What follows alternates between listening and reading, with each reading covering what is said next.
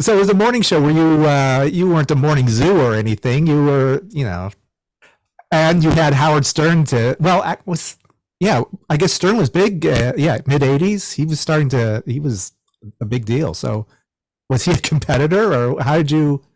What, Eventually, he would be. Yeah, he definitely would be. The morning show actually coming to the present in terms of interviews and things that interest me. The show had a lot of interviews on comedians, musicians. Those were probably the backbone of the interviews.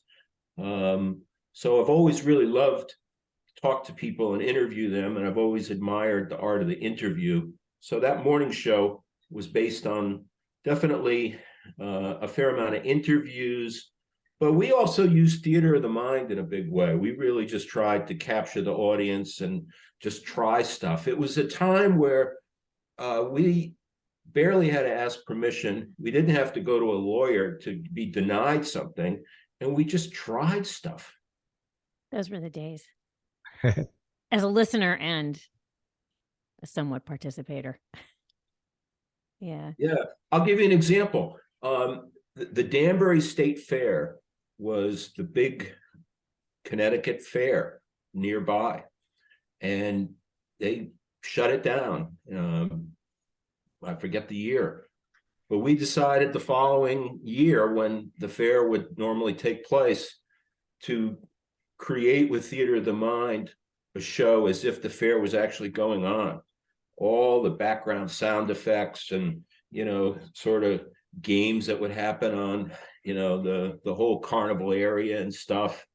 And we fooled some people actually too. They actually thought it was really happening. So we would just do things like that. Or if you wanted to go up on the roof of the radio station to do your show on a sunny Friday afternoon, then you did that. You just did stuff. So it was the freedom of expression. Was it an independent owner at the time?